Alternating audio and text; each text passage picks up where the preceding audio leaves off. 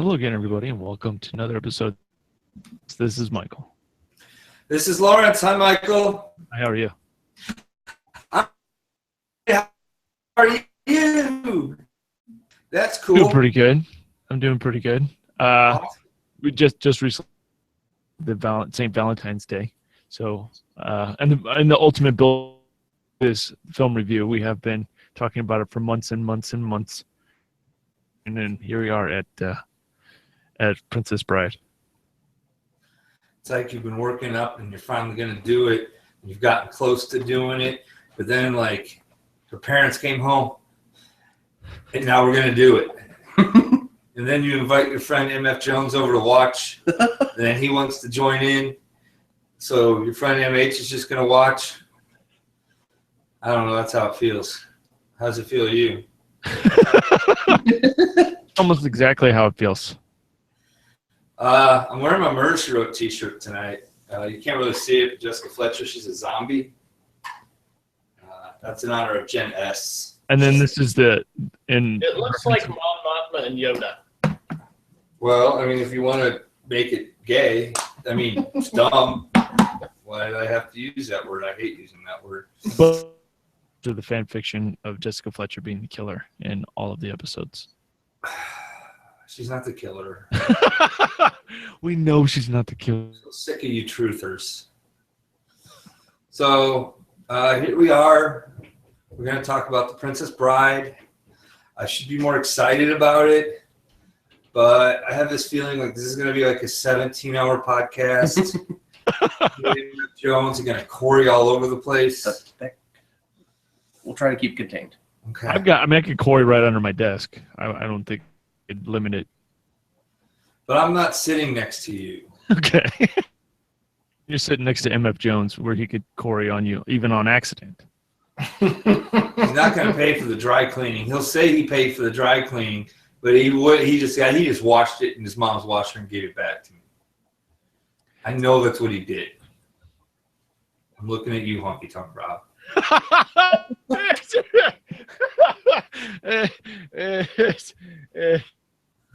Yeah. I can't even be a dick about Man, it. it's just the best on a podcast, I think. What happened? Inside the best on podcast, I think. So we're going to talk about The Princess Bride. My job tonight is just to make sure you guys stay focused and on track and don't Corey all over it everywhere. So, okay. Michael, since you're one of the co-hosts, I will let you start. MF Jones, you will then get to retort.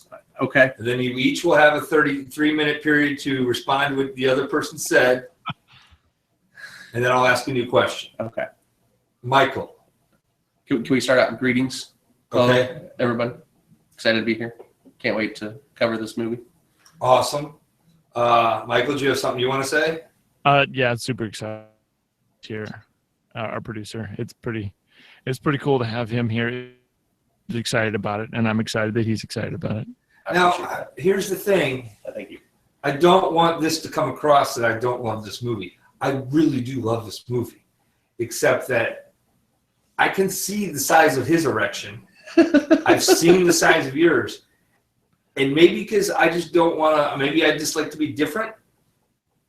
I'm not going to mark out over this because I feel that someone has to keep a cool head. The most you can have in a three-way conversation is 2 marks. Someone needs to be a cooler head, and that's my role tonight. So someone needs to be there in the middle to bring it. Right. I love this movie. I don't want anyone to think I'm shitting on Princess Bride. I love it. I love everything about it. However, I have to be the cooler head. Okay. I definitely appreciate that. I appreciate you being our designated driver. Drink up. I am drinking Shaq soda.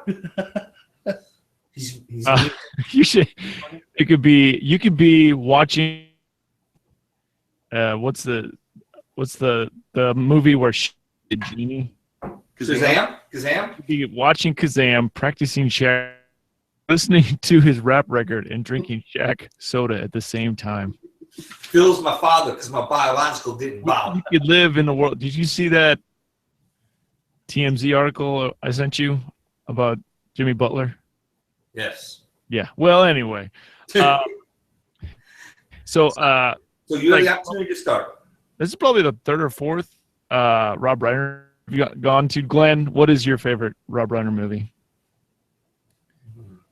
The Sure Thing as well, Glenn. A Few Good Men. A Few Good Men. Yeah. I mean, we didn't do it, and it's not in the '80s, but it's my favorite Rob Reiner movie. Sure Thing, which we reviewed and we both loved. Yeah. And they did Stand By Me, and of course, Harry Met Sally, Misery, which is fun, which I don't think really.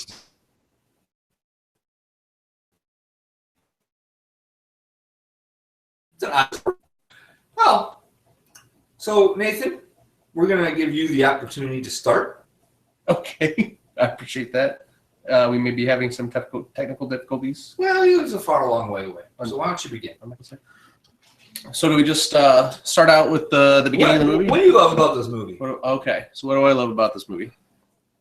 This movie encompasses the purest form of fantasy in a version I think almost anyone can enjoy.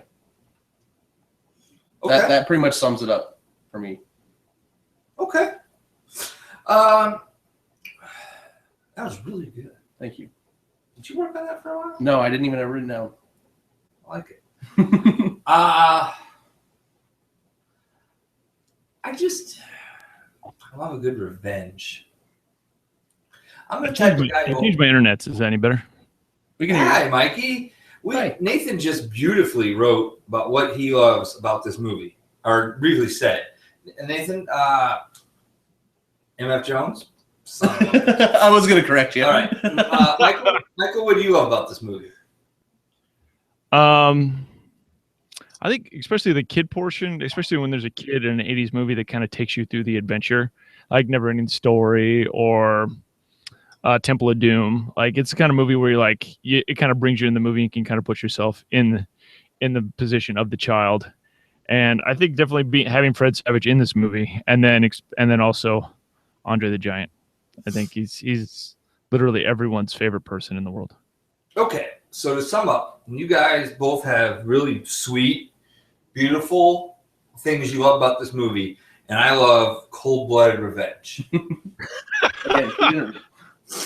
All right, so wonderful opening statements, gentlemen. Mr. Michael, I turn the floor over to you.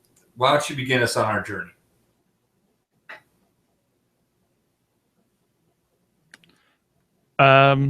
When you find yourself watching this movie, you get introduced to Cary Elwes. He plays Wesley, the farm boy, and eventually the Dread Pirate Roberts. And you get to see the battling and the swashbuckling, which is kind of cool to see when you're a little kid. But later on, you do appreciate it when you're trying to choreograph a lightsaber fight between you and four other people. Mandy Patinkin, he played the Inigo Montoya, and he, of course, is famous for being the guy from Chicago Hope. Yes. And Criminal Minds. He's famous for being on a show, getting it successful, and then going effing insane, and then leaving the show. He's done it on, I think, at least 3 occasions I know of. Chicago Hope being one, Criminal Minds being another, and I know the third. He seems like an art person. He gets really into things, and then if it doesn't turn out the way he envisioned it, then he just gets frustrated and leaves. Well, he's also very big into musicals and Broadway. Okay. He's from that business that we call show. Exactly. Speaking of Broadway, can we talk about Hamilton for an hour? You're supposed to keep us on track, Glenn. I guess it's in Chicago. Was it 2 days ago? It was in Chicago for a show? No. That's not till September. Oh, okay. Am I here right now? Yeah.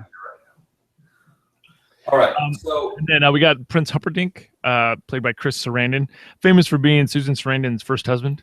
I didn't know that. Yeah. And then Chris Guest, Count Logan, awesome. famous for Spinal Tap and Waiting for Guffman, Best in Show. I made a Blair Witch spoof called Waiting for Gordon. It's about Alf. So that's what kind of makes me think of Waiting for Guffman. How come I've never seen this? Well, it's Grand Canyon, Glenn. It's Grand Canyon. No, fuck you. Fuck you, man. Wallace Shawn, he played Vicini. He was the hopeless romantic teacher in Clueless. And I guess he's semi-famous for being an artist. Like, he's an excellent painter. Yes. That's what he's known for. And he was one of only a couple characters who were in both the TV show and movie versions of Clueless. Was the black girl in it? The girl, Yes. Okay, she was in the Army movie with Danny DeVito and Mark. Yes, Renaissance Man. Mm-hmm. And now is crazy on Fox News every morning. Okay. And of course, Andre the Giant, he played Fezzik. I talked about this before, but it seemed like he was like the most well-loved and respected wrestler of all time. Like, if you ask somebody who they love the most and who they respected the most, it's Andre the Giant. Can we wait and talk about him later? All right, that's fine. We might have a whole other show for this. Great. So, Michael, can you start us off on how the movie begins? Just a girl riding her horse, man. Well, No. You lose. there's a very important Probably you assume a suburban bedroom. Where do you think this bedroom is? Give me a city. Evanston, I think that's a good guess. Evanston, Illinois. Where do you think it is? I'll go with Evanston. It sounds good. Why do you think it is in F. Jones? The sports memorabilia more than anything else. Yes. Fred Savage is a Chicago kid, born and raised. And yes, his sports memorabilia. And there he has the fridge poster, which I had with fridges like this. Mhm. I have that.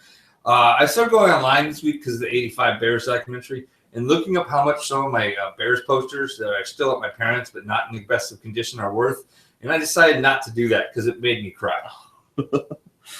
However, my Pulp Fiction banner that's in my basement is going for $2,000 right now. So It's not worth anything until you get somebody to give you money for it, Glenn. no, that's very true. But there's a fridge on the wall that he does have a Cubs pennant as well. He does have a lot of awesome 80s Cars posters. You remember Cars post? Like, it wasn't really a thing that I'd see in other kids' bedrooms, but I'd see it in TV shows and movies. Like, everyone has like a Lambo or like a cool ass car poster on the wall. He had the turbo up on the wall.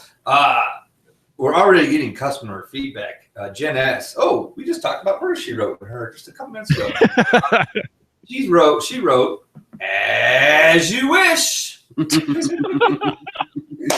So you have Columbo and you have Kevin Arnold. Oh, one other thing. I thought it was Moss Man that he had over his shoulder, the He-Man, but I think it was actually Grizzlor from Hordak. Okay. Yeah, just letting you know. Okay. So these are the type of things I'm going to try to move along. Okay. Okay. Not because they're not important details. I know in your head they are. I wrote it down. I understand. What's a cat doing outside? All right. First off, we got to hit the tomato meter, the Rotten Tomato meter. Let's save that towards the end. Okay. Let's tell a story, and the story is this: there's a sick boy, Kevin Arnold. His grandpa Columbo he wants to read him a book. He's playing a Nintendo game that Jake said the graphics were shitty on. He didn't say shitty, but I knew what he meant. It was baseball. Yes, Jake is making fun of the graphics of the Nintendo game. Even though Jake and I tried to play Nintendo last week and my system wasn't working, so I gotta get another Nintendo. Anywho, that's the type of stuff you should be editing me up. So he starts reading this book. He opens it up. He starts, now, Mr. Michael, where does it go from here? Well, he begins to play Fred Savage like a violin. Like, he's like, I'm gonna take my grandson on this journey, through this emotional journey, through ups and downs. I'm gonna get him all worked up, and you know how, like, don't wind the kids up before bed, and that's kind of things uncles and grandfathers and grandmothers do. But he felt like that he's sick today. I'm gonna wind him up on this story. I'm gonna share with him this story and get him all emotional. Maybe he wants him to be in a swashbuckling movie, or wants him to take fencing lessons, or maybe he just wants him to enjoy books. But he's decided that this is the day that he's going to take him on this adventure with Carrie Elways and Mandy Patinkin and Robin Wright Penn. Real quick, man, viewer feedback coming in. This is a weird one. Tom S., your wife loves you. She's still at Twin City. Okay, we can continue now. Yeah, good. That's an important part of the podcast, I think, Glenn. Right. Hey, our listeners are key. Thank you for the feedback, everyone. As you wish. Well, I felt that Kevin, he was not a big fan of his grandpa at first, or at least he didn't want to be bothered today of all days. I can tell you why. My grandpa is a lot like Columbo. I guarantee you, Columbo reeked of bad cigar smoke. And pinched the chin. If he was anything like my grandpa, also PBR. But one of my coworkers, he would sneak out every lunch and smoke. He's like, "No, I don't smoke," but he would still come back like reeking of Aqua Velva. So I think maybe he could smell like cigar smoke and a mixture of Aqua Velva. Yeah, cigar smoke. By the way, if you're smoking like a good cigar, I can understand the appreciation. But he didn't smoke good cigars. He smoked the ones that came in the box with the wrapping, and you bite the end off it, and you and you make the exaggerated sound because you're a grandpa, and that's what you do. But yeah, it was very grandpa-y. The way he took his hat off. Yeah, I agree. Columbo, not the best grandpa, at least in Kevin Arnold's mind. And he pinches the cheeks. Yeah, gives him a nickel. So he takes him on a journey. It's some people might say it's a kissing book. She sees the main character, Robin Wright's character. She's the princess in this movie. She's also Jenny in the Forrest Gump. And I had a personal theory. It feels like this might be a movie where people have seen her act more than anybody else. I mean, to a certain extent, like between this and Forrest Gump, as far as like 2 or 3 times a year, somebody watches Forrest Gump and Princess Bride. It feels like this is a movie if you add up all the times people watch movies, they'll see Robin Wright act more than anybody else. So she's not in a lot of movies, but she's really good at picking her roles. Yeah. Not great at picking her husbands because she married that douchebag, Sean Penn. She's also in the House of Cards, and in that TV show, she did not pick her husband well either. Spoiler. I would really like to point out that MH is hunched over with back pain doing a crossword puzzle right now as we speak. You got to take your mind off of it, Glenn. On my third one, you guys are slow. We're almost past the first scene. Oh, I'm very familiar with the movie. All right. So yes, that is a cue. We should probably jump into this. So we have star-crossed lovers. They're madly in love, but something's got to happen. MFJ, what separates these two? He was a poor farm boy. He could not afford a wedding, the wedding that she deserved. So why didn't they just go to Justice of the Peace? J.O.P. I think at this point, you definitely, there were goats and sheep and maybe some lambs or alpacas involved. You need to pay a dowry? Yeah. Okay. You need to buy her. So he could not afford to do that. So what decision is made between these two? What does he decide I'm going to do? Go and make my fortune, but I'll be back because I love you and you're my true love. Never forget. So 5 years passed, and she is obviously the prettiest girl in all the land. So she gets handpicked by the prince to begin a civil war. I don't think that was the intention. Well, what? I'm pretty sure he picked her specifically just so he could go to war with the town. I mean, I've never heard it put that way, but factually, what you just said is correct. Okay. To begin a civil war with this other place. It starts with a G. Gilda. Yeah. And then we had another shot of her. I mean, obviously, it's been 5 years. She rides a horse a lot. What are you saying? I'm not saying anything that you're not thinking. She's got saddle burns. So she rides up on 3 circus performers. They're lost. So, yep. Yeah. MF Jones, what goes on from there? Well, they basically trick her into admitting that she's helpless, and Andre the Giant pretty much just takes care of her real quick, knocks her out. So, Michael, you gave us an introduction earlier to all of these characters. Which characters are these circus performers? So at this point, we get introduced to Indigo, Vicini, and Fezzik. Fezzik's Andre the Giant, and Vicini is Little Wallace Shawn, the inconceivable guy. I bet it's every day somebody says inconceivable to him. In our house, we often say marriage. And then my wife, that's something different. So, but I mean, I bet inconceivable is the thing. I say bizarre a lot, but that's from the G.I. Joe cartoon. Anyway. Bizarre! So we move on. They end up kidnapping her, and we have the peanut scene where he puts her on the boat. So basically, they load this damsel in distress onto a boat because they're going to kidnap her. They know who she is. And Wallace Shawn, he thinks that they're being followed. No, I'm sorry. Montoya thinks that they're being followed. He's very, very paranoid. And we start to find out a little about these characters. There's a divide. What is the divide, M.F. Jones? The sinister Vicini has no hesitation to kill the Princess Buttercup. No hesitation.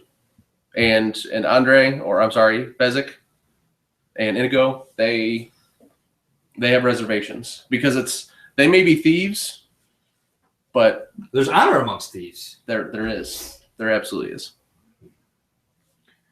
It kind of brings, I mean, I don't want to talk about Andre now, but this kind of brings up one of my points about Andre. Like Fezzik, like deep down inside, Fezzik is a good guy. And I knew as a wrestler that even when Andre was a bad guy, he was still a good guy. So A&E used to do this thing called biography. Great show. Great show. Where they would take a person in history and give you kind of a little documentary. It was a great show. I think it was ahead of its time, to be honest. I think if it was on now, it would be a lot well, like, more. Yeah, it'd be kind of lame-o now. I mean, especially after like VH1 and all their behind the musics and everything. Yeah, I just think those things were almost ahead of their time. Now, like the doc is in, you know. Yeah. 30 for 30. But they did the one on Andre, and it's the only one that actually the WWE actually released as part of the Andre documentary. Usually they do their own documentaries. His was one of the first DVDs they put out, like a documentary about a wrestler. And it wasn't, they just used the A&E one because it was so good. It makes me cry every single time I watch it. And I've probably watched it at least 10 times. He was just a guy, a poor farm kid in France who just kept getting bigger. And he got too big basically to live in his parents' house. So he moved like 7 hours away to Paris where he was a furniture mover. And he got discovered and he became a wrestler. And he basically...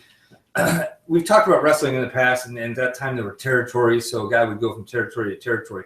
He was only an attraction for a week at a time. So most guys spent at least 6 months at a run in a territory. He would literally leave every week because they never would have him lose. So there was no point in him staying. But he was just a draw. So if you brought him in, you could charge more for your tickets because they were going to get to see Andre, this is the eighth wonder of the world. And he was just this really lonely guy because he never got to have friends. He was constantly on the move. So every time he was in town, like a city, he had his friends from that city. But like he didn't have companionship, and traveling was so difficult for him. Rooms. Like they didn't have beds his size. Like he lived this really sad, tragic life. But as you said, he was always like the nicest guy. Like he never seemed down. Even when you know he had to be down, like how can a person not be depressed? Yeah, one of the documentaries, he talks about how people with disabilities, like if you're in a wheelchair or you're blind, or you're deaf, like they do things for you. But if you're giant, they don't really adapt to you at all. Like there isn't special rooms for giant people. Right. Yeah, and so he was basically just this kind of lonely guy. And towards the end, he bought this ranch. I believe it's in Georgia. And like that's just where he kind of, as he got older and got his ability to move. When I say older, I'm talking late 30s, early 40s. his ability to move lessened a lot. So he would stay on that ranch like most of the time and just play cards and drink with his friends every night. Like a lot of his friends would stay there for long periods of time. And it just seemed like he was like this magical guy who was only put on this earth to bring happiness and joy to people. And when this movie was done, he was towards the end of his life. And he knew that. That was the thing, is he was told from the age of 20, you will die, your life will not be past 45. And so this movie, like all of his friends said, it was the happiest they'd seen him in years. Like this movie did nothing but bring him joy to do. And it was his proudest work he ever did, more than anything he ever did in the wrestling ring, was this movie. Because he knew like his family in France could go to a movie theater and see this. They couldn't go see his wrestling matches. So like to him, this was like the ultimate. And I think one of the coolest things about the fact that when his death was that he actually did die in France. He was there visiting because his father had passed away, and like he died in the village where he came from. And it's one of those things where it's just like, actually, I'm sorry, he died in Paris. He'd have to drive to Paris because they had nowhere in the village for him to stay. But like he died in his home country. Like he came back home and that was just where he just wanted to be laid. So I always thought that was interesting that he never lived back in Paris. Have you heard of urban legends of That's Andre really the Giant not being able to get drunk at all? Well, no, I've heard actual accounts, and he could get drunk. It would just take a lot. He would get drunk almost every day. I mean, basically, he was an alcoholic, but they said it would take him at least 5 bottles of wine and like 60 to 70 beers, and usually a bottle of vodka in the mix before he was done for the night. So I've been told is when he first came out as a wrestler, he wore like the swimming bikini brief, and later on he moved into the single singlet. And the only reason he did the single singlet was because he had a back brace on. Like he was living in pain like every day, and he would self-medicate himself with alcohol. Yes. There is stories from this movie set where he did pass out at hotels, and like there's like urban legends of like 3 or 4 different hotels where they were filming this in England where they're like, what the hell are we supposed to do? We got this giant passed out in the lobby. Yeah, I've heard those. And there's also a story that he smashed 2 townfolk when he was drinking. Like he didn't mean to hit them, but he like tripped and he landed on these 2 townsfolk in England. So the rest of the time he was in England, there was a local constable that followed him around whenever he went out and drank. I really enjoyed that. I mean, the Mandy Patinkin, like he made it a point to every time he saw him to go and shake his hand. And it made me think of like when I met Chewbacca, when I met Peter Mayhew, it was like my whole hand was just like engulfed in his hand, especially like I think I'm larger, you know, I can't fit in the damn car and I can't go up a flight of steps, but it's nothing like being Andre the Giant, you know? Yeah. So we're back on this ship. Yeah. We got some eel situations going on. Well, she tries to flee. They're being followed, and she tries to flee. There's the screaming eels. Yeah. She jumps in the water, uses the person following him as a distraction, and then realizes that she's not going to get far, but nobody can follow her because nobody can swim, which is kind of surprising. Yeah. So how you think circus folk could swim? You would think circus folk could swim. So how did they get her back on the boat? They hit the eel with the oar, and then I think Andre the Giant just pulled her out of the water. I think that's correct. It seemed really simple at the time. So they take off. They go to the cliffs of despair. Yeah.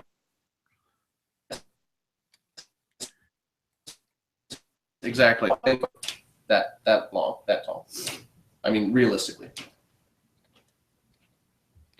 I'm going to say 100 feet.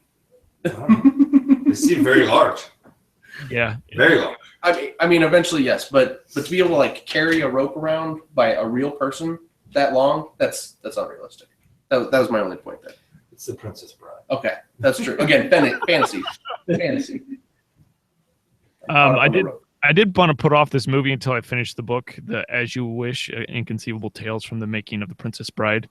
I'd say over 50% of it is about Carrie Elway's practicing sword fighting. So I think if I ever did learn how to fence, or I was encouraging somebody to fence, I would give him or her the book. But they did talk about how there was very little stunt acting at all, and they said the only time they used stunt acting was climbing the face of that wall. They know where they should be. So one thing I wanted to bring up that we kind of skipped over real quick is that Andre likes to rhyme. Yes, we mentioned the peanut scene. Yes, that was it. Yes. I think we should at least cover that. Andre rhymes anyone want a peanut. So I thought that was awesome. Okay. And also one thing too is when she did fall in the water, they cut back to Columbo and Kevin Arnold, and Fred Savage was legitimately nervous. Like it was the first time they showed him getting into it. Like he was nervous for her, and Columbo kind of poked a little fun at her. So anyway, And actually, I'm glad you made that point, because that was actually the point in the movie, after rewatching it many times over the last couple weeks, where the breaks in the narration and basically just how the story is being told by the grandfather actually influences actually how you view or see the movie is pretty interesting. I don't know if there's a whole lot of other movies that do that. He wasn't in the book because his grandson corrected him. He's like, "Grandpa, you already read that part," and he's like, "Oh yeah." So, and he kind of skims forward. The movie skims forward through that same part back up to, and I think that was just really interesting, because I don't know of really any other movies that has that kind of cinematography. So. Yeah, I agree. So we're at the Cliffs of Despair. They're climbing up, and all of a sudden we have our masked man chasing after him. So who is this masked man? You can't trust a man in a mask, Glenn. No, You really can't. Nope. Especially, never mind. Part of me, So, like Andre is the one that says that line, and I was thinking, like, is this a reference to wrestlers? But I don't know. it very well could have been. Yeah. So it was Blood. Did we say his name? Say it. Blood Pirate Roberts. Dread Pirate. Dread Pirate Roberts. Yes. Blood simple. So But yeah, but him and Indigo Montoya, they have a duel to the death. Well, it was perceived as a duel to the death on the top of the Cliffs of Despair. and this is where we start to find out first about the Inigo Montoya, and secondly that they're both honorable men. As they're fighting it out,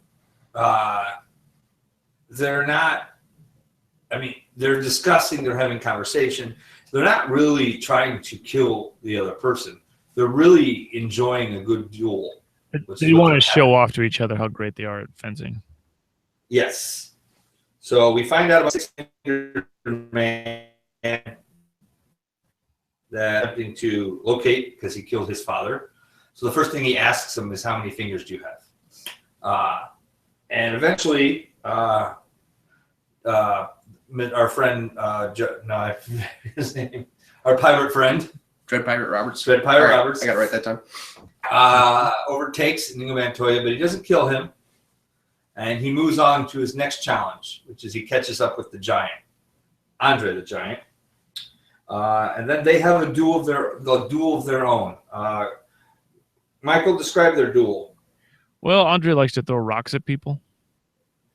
And, Well, I mean, if I was his size, I'd throw rocks at people. Sure. yeah. And of course, he's very nice about trying to kill him. He's like, "I'm not really trying to kill you. He's just, I assume he's just trying to slow him down a little bit." But eventually, Wesley gets him into a chokehold, and he gets him down to the ground, and that's it for Andre the Giant. He's out. So he actually used what I would describe in today's modern wrestling terms as a modified version of the curb stomp. Okay.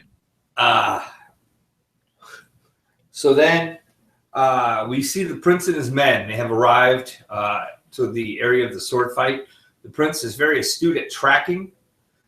He can tell which direction they went and who won the fight.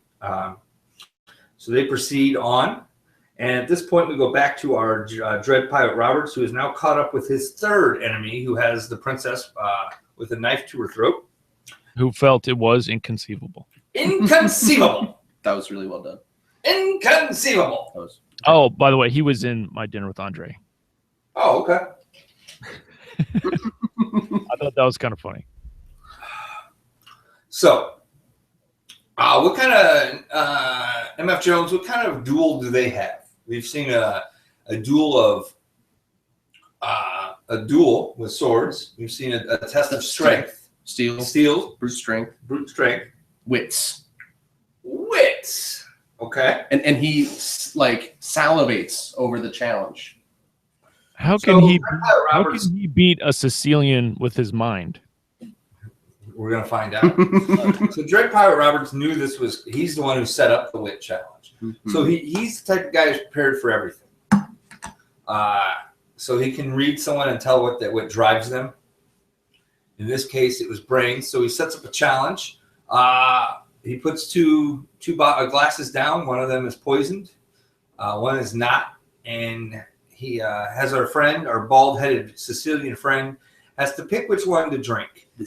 And he mixes them up. He does a little, what he believes to be a trick behind Dread Pirate Roberts' back. And he makes his selection. MF Jones, what happens when he makes his selection? He assumes. He absolutely assumes that he's correct, laughs his ass off, and then dies. He poisoned them both. He had just built up a tolerance to this poison. The iocane powder. I don't recommend anyone building up a tolerance to any poison. That doesn't seem like something a human could do in reality. Well, you're the professional. Okay. He did say right before he died, never trust a Sicilian, especially when it comes to matters of life. And don't fight a land war in Asia. Yes. Things my grandma taught me. Never fight a land war in Asia. Never play pool for money against a guy whose first name is named after a state. Or a city. That was the coach from Teen Wolf Clan. Oh. Well, grandma said it too. Those are important things to know. Oh. So he gets the princess. And then they escape. Kindergarten teacher said. Yeah. Okay. Show me grapefruit. I'll show you a Guatemalan cocksucker. That was a kindergarten teacher? Yeah, it was George Carlin. Okay. I think I have a grapefruit in there.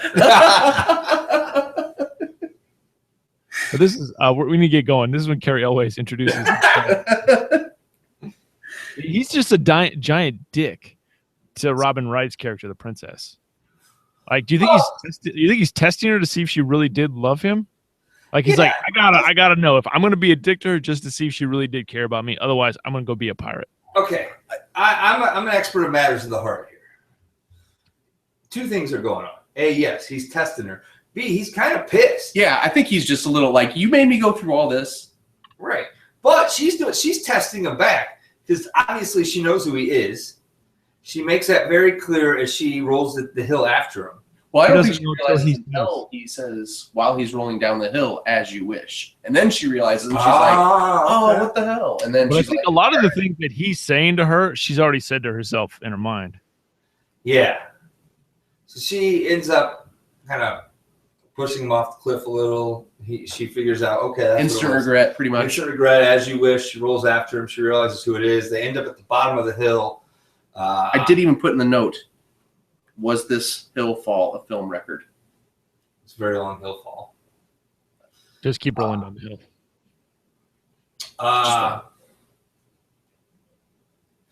At this point, they go into the forest. Yes. Well, hold on. He says something. She thinks he killed her love. Oh, that's right. And he says, life is pain. Life is pain. Yeah, it didn't get very romantic, did it? Hello, little baby. Once they got to the bottom of the hill, but before that, life is pain. That's something you get tattooed on your back when you're drunk somewhere. So, yes. So they end up rolling to the bottom of the hill. They do some sexy time. They love in the grass. Death cannot stop true love. At this point, Kevin Arnold once again stops him because he does not like the kissing. Is this a kissing book? So he skips over But yeah, his Chicago accent is very strong in this. It is very strong. So at this point, the prince is on his way, and they realize it, so they're going to go to the fire swamp. It's the only option. No one's ever survived the fire swamp. She quickly finds some quicksand. Then we have some RUSs. ROUSs and then spurts of fire all over the place. Spurts of fire. One of the things from the book they talked about was they had an actual midget in a dwarf person inside of the rat suit, but he did not show up the day of the actual shoot.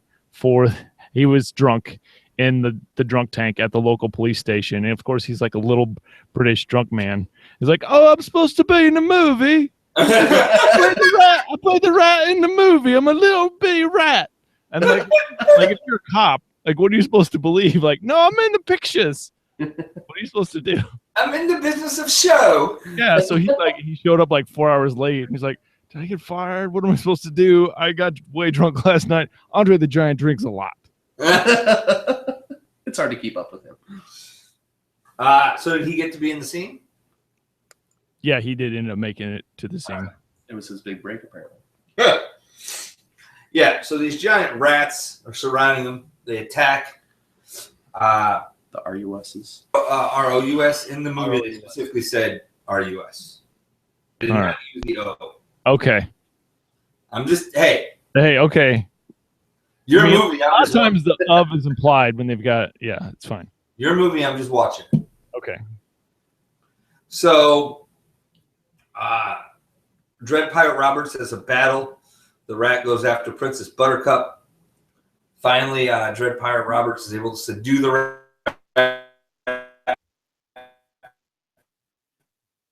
Kill the whole place.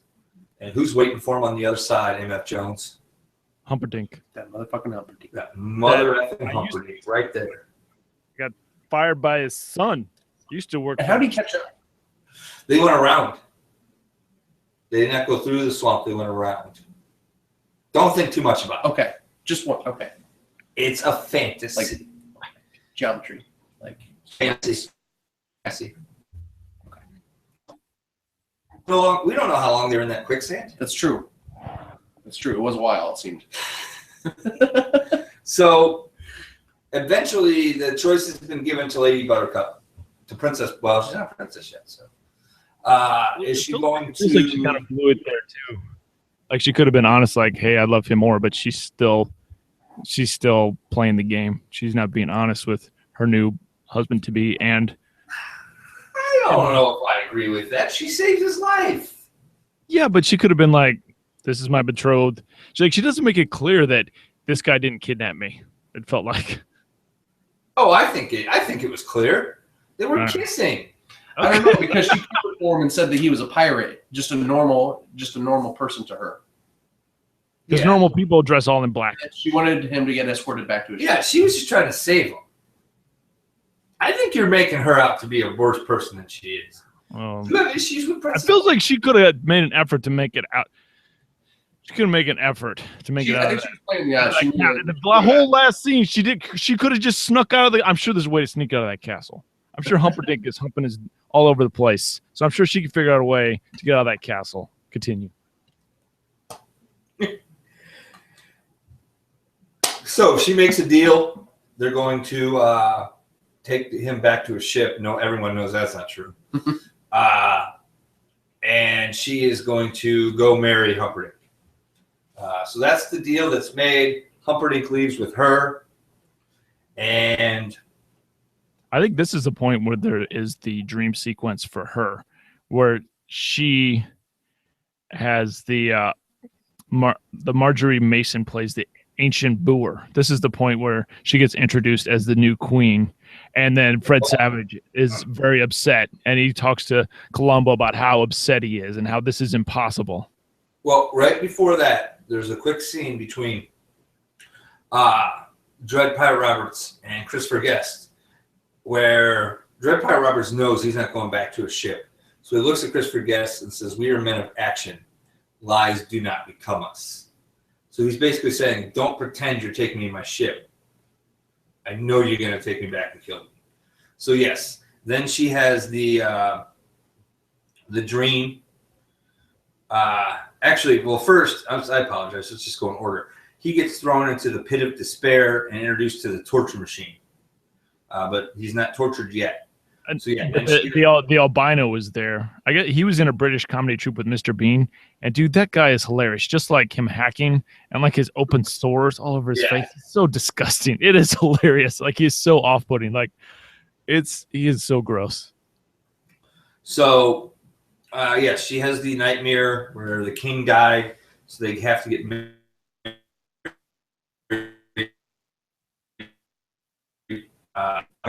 Getting married, that's not how it should be. But one thing I wanted to say was that this ancient booer, she is famous because if you're at a Cubs game, you might think you hear this actor, but it's not really her. It would be me. Okay, so I was actually going to bring this up. This is like I've never been so proud of myself as when after it was game 2 of the playoffs against the Cardinals, I literally could not speak. I yelled as loud as I possibly could for the Cup. I gave it all I got. In game 1 of the playoffs, we spoke about this on our past episode, Postseason Baseball Pod Short. Michael is just booing as loud as he can. And he's yelling, "Boo!" More of a bow. Boo! Yeah. And he's doing that while we're surrounded by Cardinal fans. It's so uncomfortable for me. It's other Cardinal season ticket holders surrounding us. I'm like, I do not. And the usher's like, "Hey, can you get your guy to calm down?" I'm not doing anything wrong. I'm just being as loud as I possibly can. He was booing. And so when I watched this last night and she started booing, I just cracked up because all I could think about was you just boo. So it turns out it is a dream. She awakens. She has 10 days still before her wedding day is upon us. She is not happy about this, so she goes to the prince. And he's a fair guy, Prince Humperdinck. He cuts her a deal. Listen, I'm going to send out my 4 best, fastest ships in all directions. And if they can find your pirate lover's ship, DRP, they will deliver one of the 4 notes that I'm asking you to write to him. And he has 10 days to get back here and stop the wedding, and I'll just call everything off. It seems fair. It seems fair. It's also at this time we find out that Humperdinck plans to kill her on the wedding day.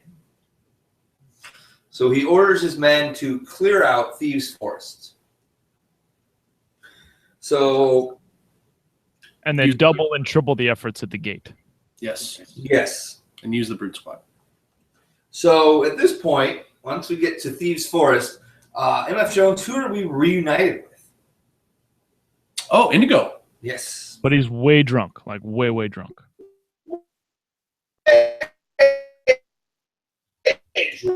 Filming this movie. Little person. Dwarf. Drunk as him. And so who does he reunite with? Andre. Yeah, Andre. That's fine. Andre. Andre finds him. They haven't seen each other since the battle, it appears. Mm-hmm. Andre's got to sober him up. So what's the next step once he gets sober, Michael? Well, his techniques were amazing. The sobering techniques, the barrel water. Yes. I mean, there were parts in this movie where I actually felt like it was almost like the Three Stooges a little bit between some of them. Yeah. Even when he's force feeding him, when he's got the soup and he's trying to sober him up, it's falling all over his face. It's more funny than gross. They have a lot of slapstick comedy also later on with the we'll get. I got a note. We'll cover it. So Michael, once he sobers up and he realizes the task at hand, who does he need? Who does he want to find? Well, he doesn't know the Six-Fingered Man exists. He just knows he wants to kill Humperdinck. Well, but he makes a comment we need this person. We need the Men in Black. The Men in Black. So they go off on a mission to try to find him. Meanwhile, what's happening to the Man in Black, Michael? He's being tortured. He's going to take 1 year of his life away, little bits at a time. And you tell, the Christopher Guest character, he's pretty sadistic. He not only does he have 6 fingers, he's got problems. Yeah. I mean, there's two ways. You can have 6 fingers and go one of two ways. You can be Antonio Alfonseca. Be a relief pitcher or or you can be a man who is inventing the early stages of BDSM. Yeah. It seems like a precursor to Nazi experiments. I mean, it seemed like a precursor to dungeon torture, which many people in this country voluntarily enjoy. And I say, good for you. If you got a safe word and feel like you're in a safe environment, and Yeah. Michael, what's your safe word? banana. Damn it. That's exactly what I was going to say. Is that I think that's from what is that from? I think it's for Family Guy. But yeah, they eventually find him in the basement of the tree. Okay. All right. What's your safe word? Pineapple. Pineapple. Why is it gotta be? What's up with the fruits? MH? Monty Python. That's a lot of syllables, buddy. Do you think you're gonna be able to get all those out? Yeah. Okay. All right. Just checking.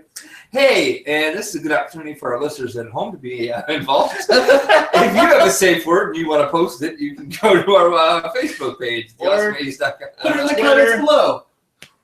What? Twitter always works. Twitter it up, the Awesome Share Ace Pod. See, Mark goes off the list. We've already covered those. Yep. If you're liking the show, give us a thumbs up, subscribe. You know. I mean, if you have a safe word, give you 2 thumbs up. Okay. So. All right, so now we have to find the Men in Black, but the prince comes down there into torture, and he doesn't get Christopher Guest's a slow burn. He wants to do it all at once, so he cranks that mother up and kills that. Well, there was a scene. Buttercup realizes the truth Okay. that he did not send his ships. Okay. So then he goes down and he killed that son of a bitch. He schooled him. Said, "I want nothing to do with you." But Christopher Guest, he's got like a clipboard, like he's writing notes, like he's trying to figure this thing out. But he's a scientist. Yep. Yeah. He wants to try to get the maximum boner potential. He's trying to make this decision. So Cranks up to 50. kills him. Dead. Everyone hears his scream. That's how they find him. Well, they find the albino in the forest, and Montoya calls upon his father's spirit to guide his sword. And he guides it to a tree. Montoya hits his head because he's like, this is not what we want. Puts his arm there, classic 80s style, opens the Webster bookcase, and the tree opens up.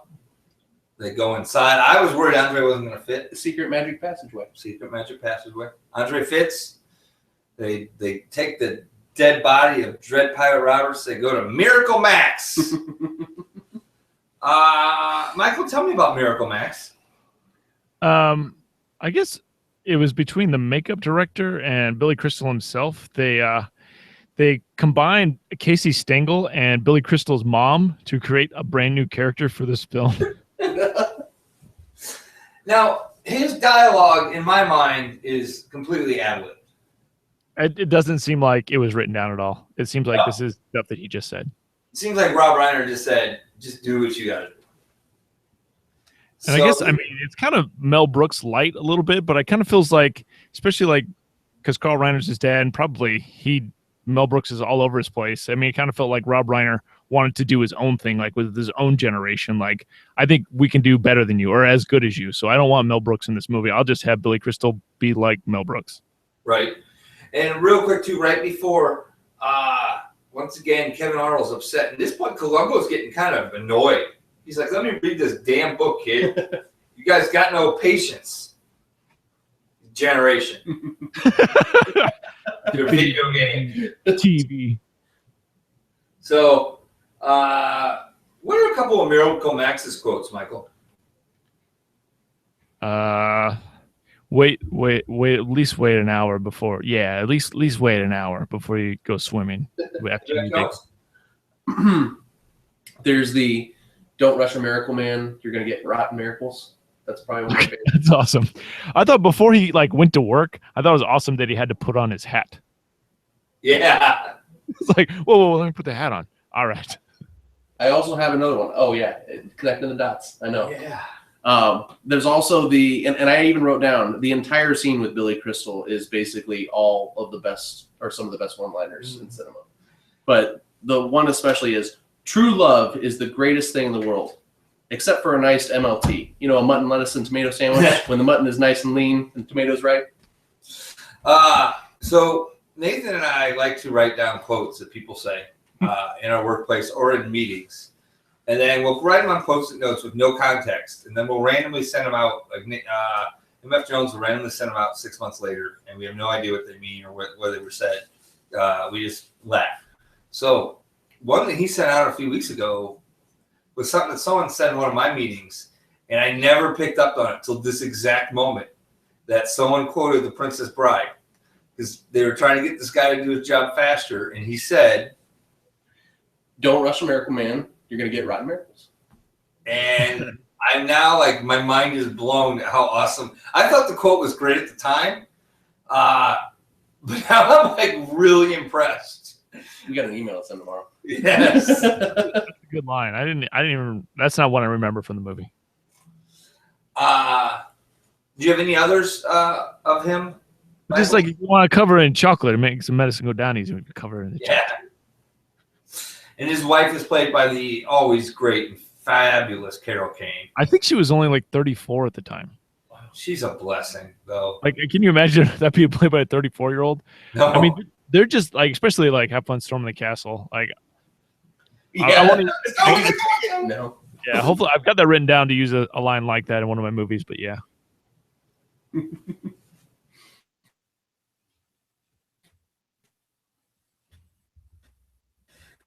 Yes. If he's all the way dead, he's dead. But he's just mostly dead. And then they even call back it later. That was Yes. I actually wrote down the callback. So he ends up being alive. At this point, I wrote the words "a great comedy trio," because they do a lot of, as you said earlier, when you nailed Three Stooges. At this point, Dread Pirate Roberts is not completely in control of his faculties. Slowly throughout, he starts to gain control of his arms and legs.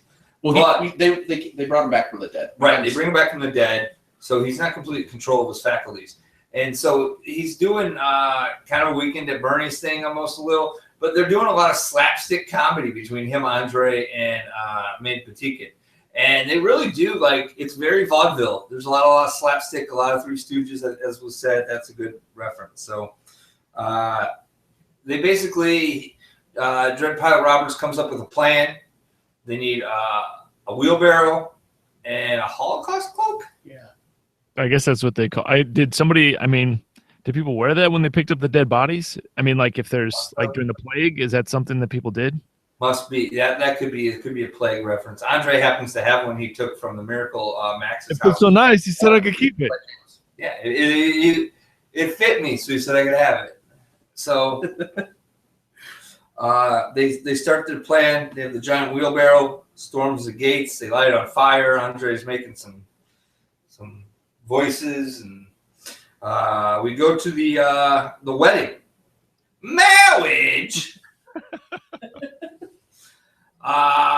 To me, I always got this scene, and then the scene from Baseballs? No. 3 Men and a Little Lady. Oh, okay, yeah. Because Ted Danson's doing the old preacher, and then he rips his face off, and it's Ted Danson. And then the wedding wasn't real. Okay. I presume that was going to happen here, just because like I mixed up the two movies. It did not. This is Little Lady. 3 Men and a Little Lady. That's what I said. 3 Men and a Not Little a baby. Okay, yeah. The second one.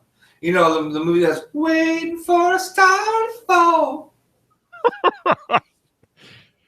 Ask me if you belong in my heart, baby. Yeah. I'm glad that you hold 3 Men and a Little Lady higher on your list than Princess Bride. I didn't say that. Okay. Why are you being a jerk? No, I'm sorry. I am very upset. So Yeah, anyway, the marriage seems pretty goofy. they technically get married. But she doesn't say I do.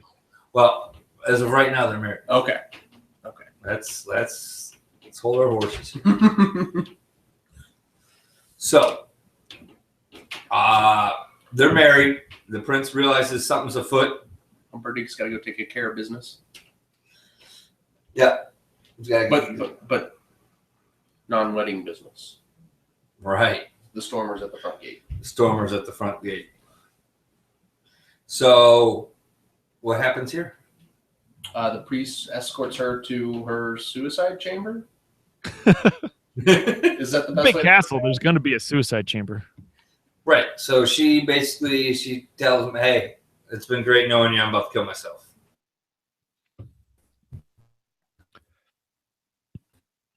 And then So, that's what I need to do. Okay. So, what we have here is this. We have a failure to communicate. At this point, they're in the hall, and Mandy Patinkin, he sees Christopher Guest, and he knows that's the guy. Buttercup is crushed that she wasn't saved. Yep, she's gonna kill herself. Mandy Patinkin goes off and gets into a sword fight with Christopher Guest. When he's screaming for Fezzik, especially like when you're a little kid watching this, like your heart goes out to him. It's like, this is what he's supposed to do. He's supposed to fight him, but he can't because he doesn't have his friend there to help him open the door. It was like, it kind of taking me aback, especially when you're a little kid, like seeing that. You're like, he just wants to avenge his father. So he ends up, they're in a ballroom of sorts, and Christopher Guest throws the knife and stabs Mandy Patinkin, and we go back up to the princess's bedroom. The dagger from me. Yep, the dagger. And we go back up to the princess's bedroom. She's about to kill herself. She looks over. And he says something. Oh, he makes the breast joke. Mm-hmm. I'll let you take this one. No, you can have it. I don't have it written down. Michael? They're a wonderful pair of breasts. It'd be a shame Oh. to ruin them. Yes, don't ruin a wonderful pair of breasts. I just didn't want to mess that up. I didn't either. So, She's ecstatic. she's ecstatic. They talk. He can't move. She runs over to him, jumps on top of him. She hurts him with their rough love making. That's Oh, true. They There's a lot of dry humping. a lot of dry humping. She was kind of getting a little violent, but that's all right. Some people are into that. Well, safe words. Yes, that's true. We just talked about that. Yeah, we've already discussed safe words. And So- then Humperdinck. Yes, so Humperdinck comes in. Well, not quite. Oh, that's true. We need to go back to the ballroom. And we hear a lot of "you killed my father." Like just over and over again. Like right now or just up to this point? Right now, specifically, we've heard it a few times up to this point. Right now, it's like everything he says. He just keeps repeating it. And he's slowly, I think, psyching himself back up into health. Because every time he says it, he gets a little stronger. It's true. He eventually overtakes Christopher Guest. He wins the Revenge Cup. He gets the pure satisfaction of the kill because he got him to ask it, or he was able to get, what's his name? I apologize. I had it on the tip of my tongue. Count Rugen Count Tyrone Rugen. to get him Basically to to offer him money, anything he wanted, but ultimately he got the cold revenge. He wants his father back, you son of a bitch. Yes, yes. So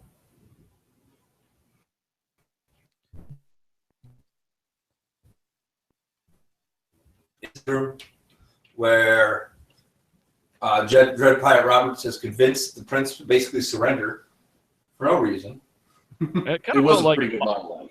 Yes. It's Yeah. probably one of the best monologues in history. to the pain. Well, it kind of felt like they're equals in a lot of ways. Like when the prince rode by with on the horse, he just picked her up. Like when they're out of the edges of the fire swamp, the prince rode by and just picked her up and put her on his horse. Like he knew how to fight, he knew how to lead, but in reality, he was a giant pussy. Yeah, I would agree with that. So, at this point, where's Andre? Well, he went and secured horses. He finally did something right. So they throw it. They all Also from the book, in the book they talked about how he wasn't really on the horse. That the horse probably would have been injured. Yeah, I wouldn't think that happened. Okay. So they all kind of throw each other down, get on the horses, and they ride off into the sunset. But right before the Dread Pirate Roberts and Montoya jump, That's what it was. Yes. he kind of clues him in as to what he should do. He kind of tells, because Montoya, now that the revenge business is over, so he kind of clues him in that you should be the next Dread Pirate Roberts. Because earlier in the movie, we didn't cover this, but we found out it's basically like James Bond. Like, you do it for a few years, you hand it off to someone else, they don't know the difference. Except that we know the difference. I think he would make a great Dread Pirate Roberts, and I'm sure they could go have babies in her small farm somewhere, and he could be Wesley all over again. Yep, you would think so. So they have a kiss that's more passion than the top 5 all-time passionate kisses. That Fred Savage actually does want to hear about. He's had a change of heart. Okay. That's okay. You can finish. He lets him finish. We had a Mark Knopfler song from Dire Straits in our last week's film from Space Camp, and we have one right here with the "Love is like storybook story." Honestly, that's the only part of the movie that doesn't hold up. Is this? And we actually don't have the rights to that, and I don't want to get removed from YouTube. I did buy another song for this, though. Okay, good.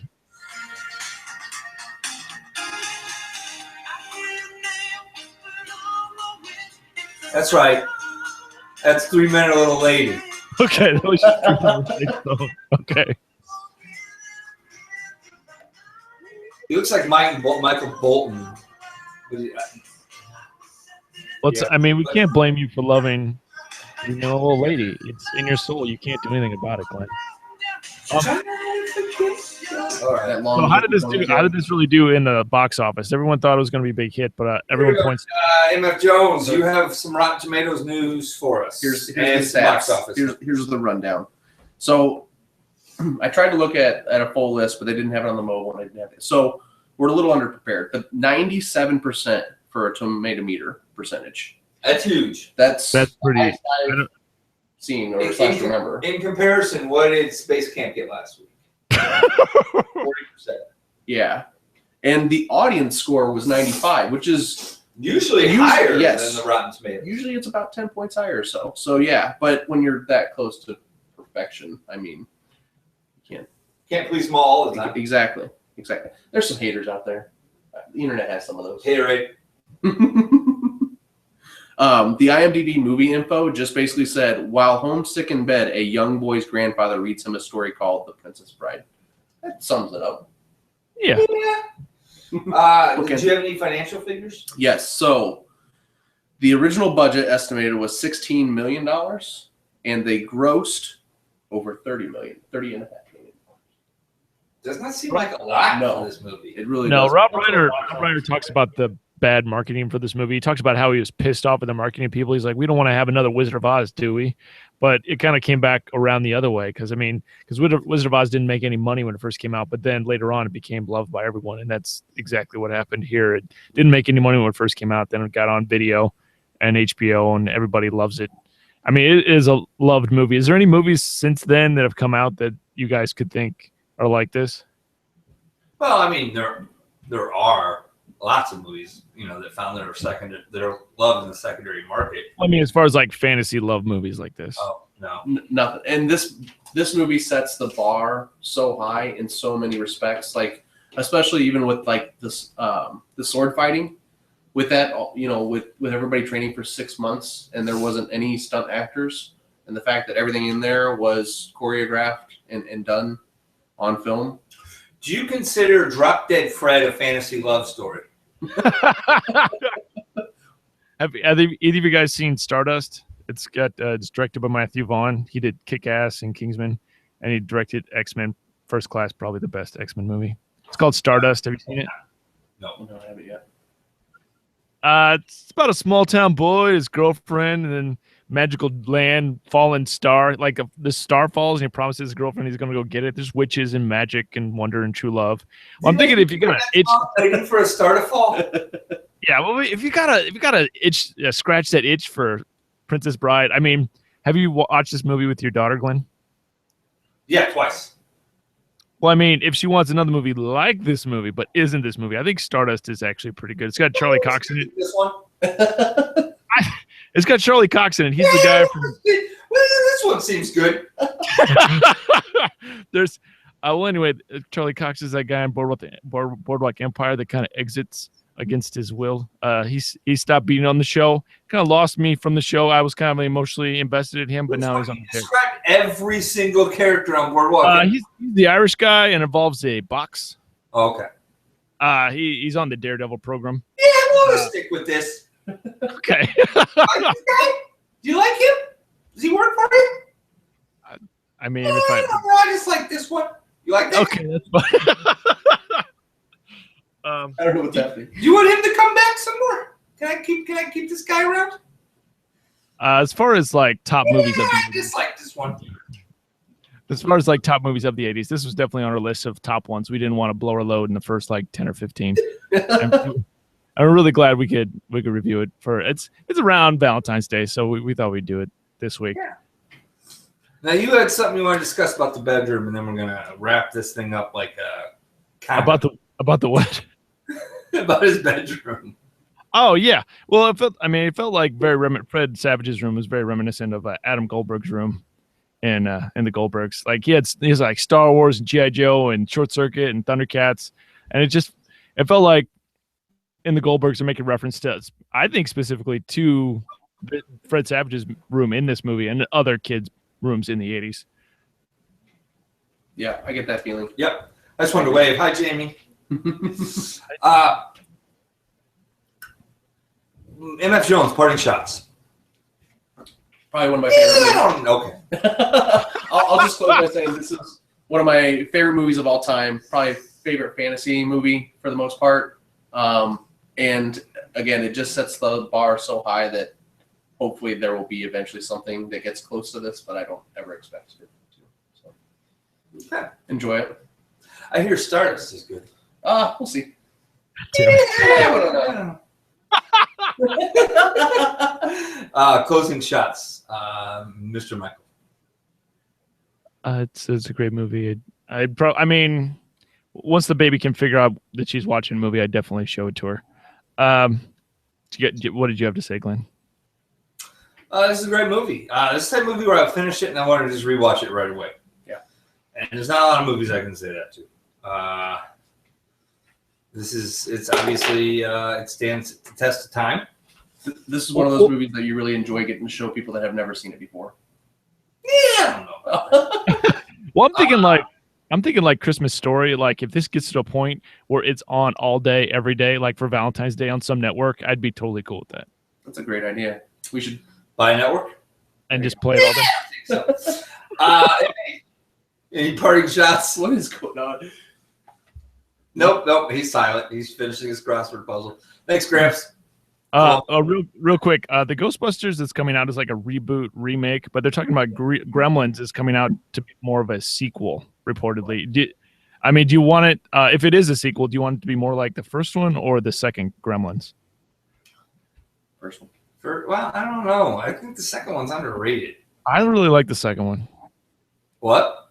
I like the second one. I think it's a satire. It's not. I mean, it's not like a comedy. It's more like a satire, and I think you have to go satire because you're never going to capture the world by storm like you did the first time. Yeah, that's true.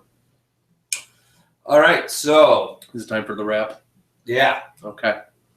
You have start us off. You have 30 seconds to. 30 seconds for all of this. And then I'm cutting you off and I'm giving our upcoming stuff. Right. I got our upcoming stuff. Deep breath. Okay, so please, everyone, appreciate your fandom. Please subscribe to us on iTunes. Leave a 5-star review. Follow us on Twitter. Like us on Facebook. Oh, Twitter, Awesome80s, at Awesome80spod. Facebook.com/Awesome80s. Circle us in the Google+. We got that too. Oh, are you actually counting? Okay. Don't forget to like this video and subscribe to us on YouTube. Check out our website, Awesome80s.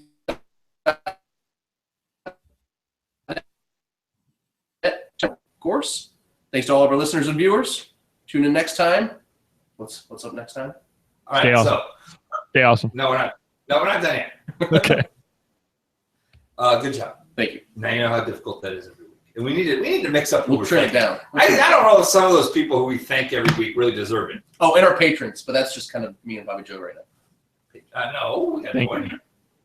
Thank you. He just sends us money. Thanks, Tony.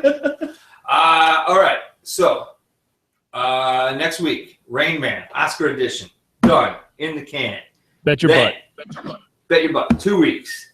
Keith Coogan coming back, Under the Boardwalk. Great HBO movie from the 80s. If you haven't watched it, find it. Just done. Then Chris Vanderkay, our horror movie expert, coming back to review what? What is he reviewing? No. What is it again, Michael? Night of the Creeps. Night of the Creeps. Somewhere mixed in there, we'll probably have a very special guest who we don't want to say now just in case it falls through, but it sounds like a go. So we're excited about that. Very excited. And then also, hopefully, if Dre gets us tickets to WrestleMania, he's promised he would, we will have a special on location podcast while we're down there. Well, yeah, we're going to release several, but we have a very special interview lined up that will either happen the week before, and this has actually been a hot Twitter debate, Michael. I know you're not on our Twitter account, but this has been a debate between us and the Old School Wrestling Podcast.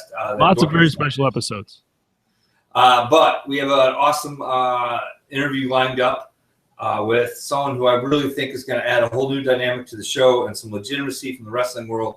We're very excited about this. At least I am. And so that's going to be awesome. I'm very excited about this potential interview. We're either going to do it live in Dallas or we will do it before we leave for Dallas. So more on that to come. So April is March, is shaping up to be a month of guests. Lots of guests. We got a couple other shows that'll probably be coming up in there. We got Fletch coming up soon. Girls Just Want to Have Fun's around the corner. And many more. So just stay posted on awesomeeities.com. No, you've already shilled. You can't keep shilling. Stay awesome. That is show that people tune out if we keep shilling. Stay awesome, everybody. The schedule is on awesomeeities.com. That's okay. All right, stay awesome. Stay awesome, everybody. Stay awesome. Yeah, I think so.